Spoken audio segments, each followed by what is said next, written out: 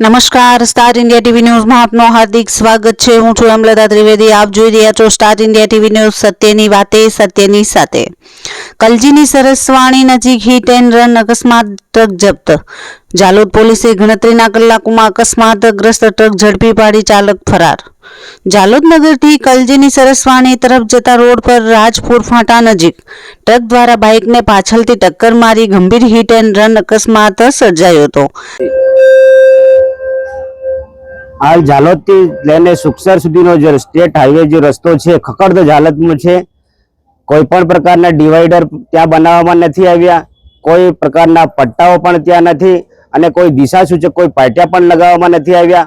ક્યાંક સમયાંતરે ક્યાંક લાઇટની સ્ટ્રીટની પણ સુવિધાઓ એવી પણ નથી સુવિધાઓ, જેના કારણે ગંભીર પ્રકારના એક્સિડન્ટ બને છે। આમાં ટૂંક જ સમય પહેલા બે ગંભીર પ્રકારના એક્સિડન્ટ સ્થળ પર જ મૃત્યુ થયેલા હતા અને હાલ ગઈકાલે જ અમારા પરિવારમાંથી પણ એક વ્યક્તિ અમને જે ગુમાવ્યો છે, બહુ દુઃખની લાગણી છે।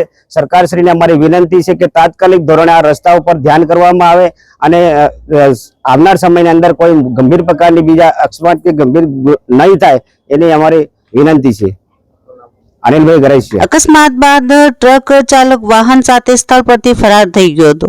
ઘટનાની ગંભીરતા જોતા જાલોદ પોલીસે તાત્કાલિક તપાસ હાથ ધરી અને ગણતરીના કલાકોમાં અકસ્માત સર્જનાર ટ્રક નંબર GJ36T7088 જપ્ત કર્યો છે।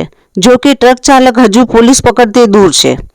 આ અકસ્માતમાં જાલોદ તાલુકા પંચાયતમાં નરેગા વિભાગમાં ટેકનિકલ આસિસ્ટન્ટ તરીકે ફરજ બજાવતા મછાર જતીનભાઈ વેચાતભાઈ રેવાસી પાડલિયા પોતાની બાઇક નંબર GJ0FH5863 પર ઘરે જઈ રહ્યા હતા। તે દરમિયાન અજાણ્યા વાહન દ્વારા પાછળથી ટક્કર મારવામાં આવતા સ્થળ પર જ તેમનું કરુણ મોત નીપજ્યું હતું। પોલીસ તપાસ દરમિયાન ટ્રક દ્વારા પૂર ઝડપે આવી બાઇકને પાછળથી ટક્કર મારવાની આવી હોવાનું પ્રાથમિક તારણ સામે આવ્યું છે। જાલોદ પોલીસ દ્વારા ફરાર ચાલક અને ટ્રક માલિકની શોધખોળ હાથ ધરવામાં આવી છે। અકસ્માતના પંગેરા ઝડપી શોધી ટ્રક જપ્ત કરવાની કાર્યવાહી પોલીસની સરાહનીય કામગીરી ગણાઈ રહી છે।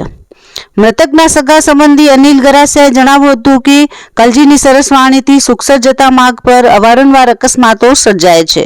માર્ગ પર signboard, speed limit, road marking, reflector, blinker light તેમજ રાત્રિ પ્રકાશની પૂરતી વ્યવસ્થા ન હોવાના કારણે ગંભીર અકસ્માતો થઈ રહ્યા છે।